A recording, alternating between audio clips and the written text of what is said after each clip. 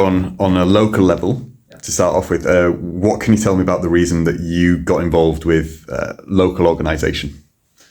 So really, we got involved with local organisation because there wasn't anything there previously. I mean, in Enfield, we hadn't really campaigned, on the left, really. And so there was really a sense of a need to be able to create something, to give people a voice, give the people the ability to go out there. And obviously we've been helped by having a strong Palestinian campaign locally, and so a lot of people are kind of galvanised around that. But I think we've realised thereafter there are other things that we need to campaign on.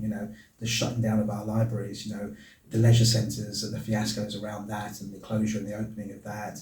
I think there's lots of things that people realise actually we should have more of a voice in, and really what we're trying to do is basically create a vehicle for people to say, yeah, okay, let's come together and let's oppose this. And I think it's something, particularly in Enfield, we're not as kind of active as our neighbours in Haringey and Hackney are a lot more active. Enfield tends to be a little bit more sleepy, although that is changing. But that's really what we're to do, to really get people to say, you've got a voice and you can actually do something, and we're giving people that opportunity.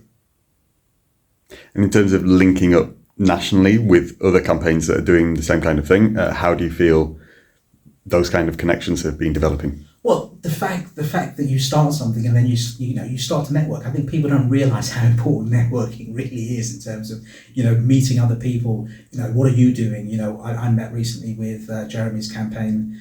Jeremy's person who looks after assemblies, for example, and how he's running his assemblies in Islington, and we're kind of learning from that in terms of what we're going to be doing in Enfield, and that's how you build that kind of movement in terms of learning from each other. Understanding what works, understanding what doesn't work, and then trying to refine it so that people feel that they have a voice, people feel engaged, people want to join something, rather than just going to a branch meeting, every week for an hour or every month for an hour and don't really say anything and get involved. So it's really about trying to, engage people and give them a sense of, responsibility, or give them a sense of, ability to be able to change and do things. And I think that's what we are trying to achieve in Enfield, as well as obviously, there's a political aspect, but we really want people to come out, get involved with your community. Don't feel that there's nothing for you. We can provide things for you to do. Tell me a little bit about what is going to be happening at the Your Party Muslim Network tonight. So we're holding a fringe event. So we've just recently launched YPMN, which is Your Party Muslim Network. I think there was a real need for Muslims, grassroots Muslims, to come together. I think there was a need for their voices to be heard. And so, we've heard a lot from Zara, heard a lot from Jeremy, heard a lot from the Independents Alliance MPs, but not actually from grassroots Muslims in terms of being members of your party. What do they think, in terms of what the party should be, where the party should go, and what were their views and opinions? And so there wasn't really an avenue. And so we thought this was really needed in order to be able to keep Muslims within your party. Obviously, there are people moving away from your party for different reasons. And so we really wanted to bring a space where Muslims felt comfortable. And obviously, you don't have to be Muslim to join, but predominantly will be Muslims. And so we wanted Muslims to be comfortable in terms of being able to sharing their views and opinions, and how different views and opinions there can be in the Muslim community. The Muslims aren't a homogeneous group. It's a reality. You're going to have different views and opinions.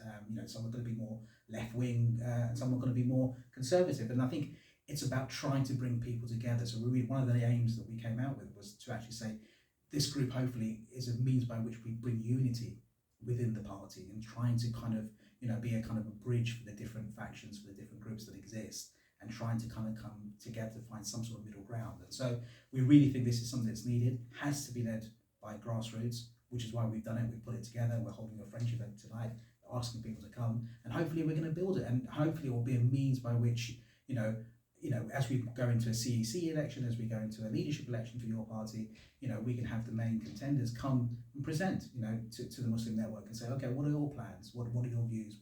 Where do you see the community, helping, and how will you kind of assist? And so I think it's really important that we have that kind of communication, that two-way communication between, the grassroots members and the leadership. And I think this is a really vital thing for the Muslim community in particular.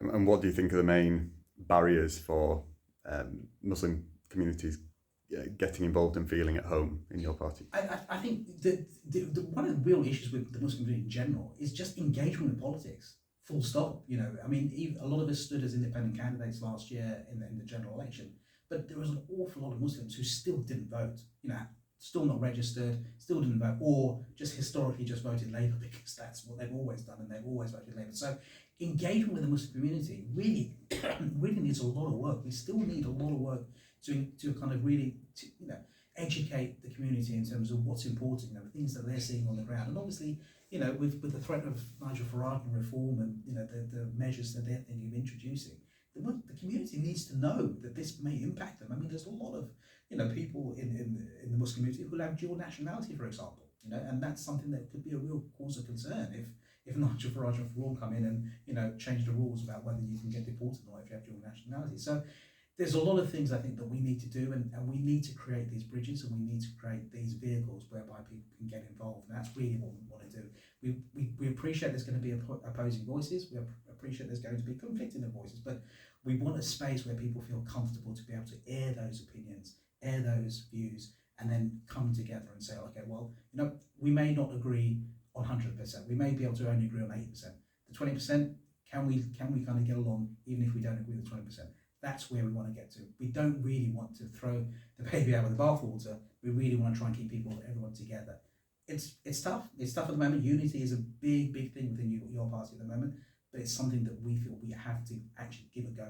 We have to have a go at this, because otherwise we'll just be divided into separate groups, and that won't work long term. And how would you envisage free speech being a core part of ensuring unity in the party? Well, you have to be free to be able to speak your mind. I mean, I've had anecdotally Muslims come up to me and said that there's a lot of those proto branches where they don't feel comfortable speaking their mind from a Muslim perspective because it's been dominated by one particular faction or one particular group. And yes, that's fine, we're all socialists, but we have to understand that we all have different opinions. And if we have a party where people feel either they're being shouted down or they feel they have to self-censure, then that's not really proper representation. That's really basically just following the crowd, and you just do what you're told, and that really shouldn't be the case for anyone in this party. People should have their views, people should have their opinions, and then it's about collectiveness, isn't it? It's about coming together, democracy. Well, let's air those opinions, let's air those views, and let's see who, ultimately where the majority lies and what do we go with. But if you shut it out from the beginning, then really you haven't really got proper democracy. You've got just people who are just leading and people who are following, and that, I don't think that's something that most people want to be a part of. And with Enfield Community Independents, you had already established before your party was established, and there will be talk of whether it's possible to affiliate or not. How do you feel about that going forwards? You've got local elections coming up next year. How do you see things going? How do you want them to go in terms of the connection between your party and ECI? So it's a really interesting question because it's something that we've been grappling on for months really, and one of the reasons we delayed actually setting up Enfield Community Independents as a party is because we weren't sure whether your party would exist and whether the mass party would come up. And as the delays carried on, we said no, we're going to stand. We are absolutely committed to give people an alternative May 2026. The people of Enfield have had Labour and Tories year after year after year, decades of just the two mainstream parties, and they need an alternative. We need an alternative voice in Enfield, and so we were absolutely committed that we were going to stand next May, and so we made that decision to form the independent party. I'm glad we did now, with hindsight, given what's going. We'll have to see at the end of the conference, the affiliation kind of rulebook in terms of what we can do or not. Clearly, it makes sense having a national profile. So being affiliated with your party helps from a national perspective, so people know, who do we stand for, who stands for us nationally. Jeremy's a figurehead, Zara's a figurehead, but we don't want to lose that local aspect to what we're doing. People on the ground, our councillors, our candidates, linking in with people, representing them, hearing their concerns, trying to do good, engagement on the ground. And I think that's where Enfield Community Independence really has its forte. The amount of people I've spoken to on the doorstep already saying, oh, we didn't know you exist, this is such a great idea, we needed this for a long time to do this. That kind of local ground organising absolutely needs to happen. So we'll have to make a decision after conference in terms of whether we go through the full affiliation route. But I think for certain, we've already campaigned as Enfield Community Independents. We'll certainly have Enfield Community Independents candidates on the ballot paper next May for sure. which is more important, personality or policies? Yeah, I mean, it's a good question, isn't it? I mean, I think the reality is, I mean, if you look at 2017, that whole movement in terms of Jeremy, engaging people, it was because people could see that there was something different. Nationalisation was back on the agenda. Investing in public services, taxing the rich. It was all there. That people suddenly realised that you could do something different. It wasn't just a case of, oh, we have to follow the mainstream policies. And I think the focus on personalities is there to a certain extent because obviously there needs to be a figurehead. People need to know, well, who's leading, who's the national kind of spokesperson, etc. But ultimately, people vote for the policies that they see are going to affect them and impact them the most. And if we don't have policies that empower people, engage people, and actually make their lives better, we're not going to be able to kind of cut through to the majority of people who are struggling with what they're seeing on a daily basis, the cost of living, the utility charges and prices. These are basic things that we need to kind of address, and that's why there needs to be a clear focus on those policies, rather than the personalities behind them. And do you think post-conference we'll be able to get away from that a little bit, get away from the focus, both in the media and the party itself, on personalities? Well, we'd like to. I mean, obviously, we'll have a election. We'll have a leadership election coming up straight after this conference. Obviously, in terms of your party leadership election. But I'd like those candidates who are standing to be really clear what they're standing for. Really clear. Make their case to the members. What exactly you're going to do about cost of living? How are you going to approach, a wealth tax, for example? We want to see some really detailed proposals from our leaders in terms of how they see the agenda that we've agreed upon here in terms of where we stand as a party, but what does that mean in practice? And we really want to see those leadership contenders coming up with policies that will engage and give us hope. This is the thing I always come back to. We need to give people hope. This party needs to give people hope. Hope of something different. Hope of something that will materially change their lives. And if we can't do it, it's just going to be the mainstream and the mainstream consensus year on year, decade after decade. We need to be able to do that, and those policies really need to kind of cut through and get through to the people who are voting. So in terms of community mobilisation, Yep. and getting working class people involved, and particularly people with other responsibilities like childcare, how do you cut through and actually make sure those people are getting involved on a local level? So this is a really good question, because that's something we've had to encounter as we've been organising Enfield Community Independents. And so we've actually got a big meeting this Thursday, I think, after conference, bringing people together and actually saying, well, actually, how can people get involved in our campaign? We've got a campaign obviously for the May 2026 elections, but not everyone could go out canvassing, for example. Not everyone could go door knocking. Not everyone could go leafleting.